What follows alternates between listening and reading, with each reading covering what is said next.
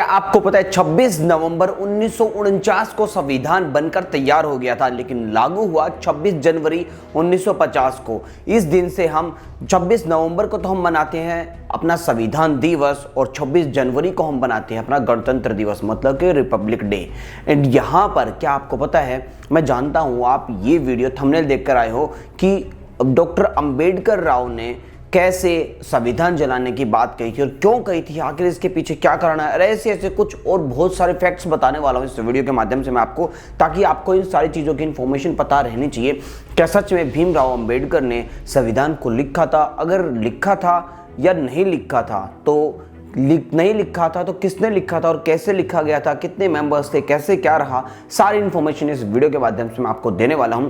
तो वीडियो में बने रहिए, ज़्यादा टाइम वेस्ट नहीं करते हैं, वीडियो को स्टार्ट करते हैं। भारत में 26 नवंबर का दिन भारतीय संविधान दिवस के रूप में मनाया जाता है। इस दिन देश में राष्ट्रीय दिवस कानून भी मनाया जाता है। देश को चलाने वाला संविधान 26 नवंबर 1949 को बनकर तैयार हुआ था। यही वह दिन था जब संविधान को अपनाया गया और राष्ट्र को समर्पित किया गया था। इसके बाद 26 जनवरी 1950 को इसे लागू कर दिया गया था। इसलिए हर साल 26 नवंबर को संविधान दिवस और 26 जनवरी को गणतंत्र दिवस मनाया जाता है। डॉक्टर भीमराव अंबेडकर को संविधान सभा के ड्राफ्टिंग सभा का अध्यक्ष होने के नाते संविधान निर्माता होने का श्रेय दिया जाता है। अंबेडकर को ही संविधान का जनक कहा जाता है, लेकिन भारतीय संविधान को लिखने वाले शख्स प्रेम विहारी नारायण रायजादा थे। उन्होंने अपने हाथ से ही संविधान को लिखा था। पंडित जवाहरलाल नेहरू ने उन्हें यह जिम्मेदारी सौंपी थी। अगर बात कर ली जाए कुछ और फैक्ट्स की, तो यहाँ पर 2015 में भारत सरकार ने 26 नवंबर को संविधान दिवस के रूप में मनाने का फैसला किया गया था। 2015 इसलिए खास वर्ष था क्योंकि उस साल संविधान निर्माता भीमराव अंबेडकर की 125वीं जयंती मनाई जा रही थी। जब भारतीय संविधान विश्व का सबसे लंबा लिखित संविधान है और यहाँ पर भारत के संविधान में कई देशों के संविधान की विशेषताओं को अपनाया गया है। भारत के संविधान को बैग ऑफ बोरोविंग भी कहा जाता है क्योंकि इसके ज़्यादातर प्रावधान अन्य देशों से लिए गए हैं। इसके कई हिस्से United kingdom, America, Germany, Ireland, Australia, Canada और जापान के संविधान से लिए गए हैं। इसमें देश के नागरिकों के मौलिक अधिकारों, कर्तव्यों, सरकार की भूमिका, प्रधानमंत्री, राष्ट्रपति, राज्यपाल और मुख्यमंत्री की शक्तियों का वर्णन किया गया है। विधान पालिका, कार्यपालिका और न्यायपालिका का क्या काम है, उनकी देश को चलाने की में क्या भूमिका है, इन बातों का भी जिक्र संविधान में किया गया है। भारतीय संविधान की मूल प्रतियां टाइप या मुद्रित नहीं है। संविधान की असली कॉपी अंग्रेजी में, मतलब कि इंग्लिश में, प्रेम विहारी नारायण रायजादा ने हाथ से लिखी थी। ये बेहतरीन कैलीग्राफी के जरिए इटलिक अक्षरों में लिखी गई थी। इसके हर पन्ने को शांति निकेतन के कलाकारों रामम मनोहर सिन्हा और नंदलाल बोस ने सजाया था।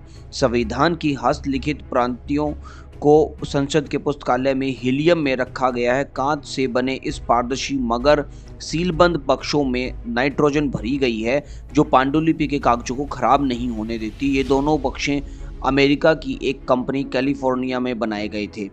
कैसी दिखती हैं, सबसे बड़ी बात कर लीजिए इनकी मूल प्रति की, तो 16 इंच चौड़ी संविधान की मूल प्रति और 22 इंच लंबे चर्म पत्र सीटों पर लिखी गई हैं ये, और 251 पृष्ठ शामिल हैं इस पांडुलिपि के अंदर। और ये पूरा संविधान तैयार करने में लगभग 2 वर्ष 11 महीने और 18 दिन लगे थे। यह 26 नवंबर 1949 को पूरा हो गया था। 26 जनवरी 1950 को भारत गणराज्य का संविधान लागू हुआ था। संविधान की असली प्रतियां हिंदी और इंग्लिश दोनों भाषाओं में लिखी गई थी। हाथ से लिखे हुए संविधान पर 24 जनवरी 1950 को संविधान सभा के 284 सदस्यों के हस्ताक्षर किए गए, जिसमें 15 महिलाएं भी शामिल थीं। 2 दिन बाद 26 जनवरी को यह संविधान देश में लागू किया गया। संविधान सभा में जो 15 महिलाएं थीं, उनमें आरबीआई के पहले भारतीय गवर्नर सीडी देशमुख की पत्नी दुर्गाबाई देशमुख भी थी। साथ ही कुछ अन्य महिलाएं जैसे विजयलक्ष्मी पंडित, सरोजनी नायडू, अम्मू स्वामीनाथन, दक्षिणायनी बेगम रायसूल का संविधान निर्माण में खासा योगदान रहा है। संविधान 25 भागों में 448 अनुच्छेदों और 12 सूची में बांटा भारतीय संविधान की दुनिया का सबसे बड़ा लिखित संविधान है। मूल रूप से भारत संविधान में कुल 395 अनुच्छेद और 8 अनुसूचियां थीं, किंतु विभिन्न संशोधन और परिणाम स्वरूप वर्तमान में कुल 448 अनुच्छेद और 12 अनुसूचियां हैं। संविधान के तीसरे भाग में मौलिक अधिकारों का वर्णन भी किया गया है। भारतीय संविधान की मूल संरचना भारत अधिनियम 1935 पर आधारित है। डॉक्टर भीमराव अंबेडकर को भारतीय संविधान का निर्माता कहा जाता है। भारत के पहले कानून मंत्री डॉक्टर भीमराव अंबेडकर संविधान मसौदा समिति के अध्यक्ष भी थे।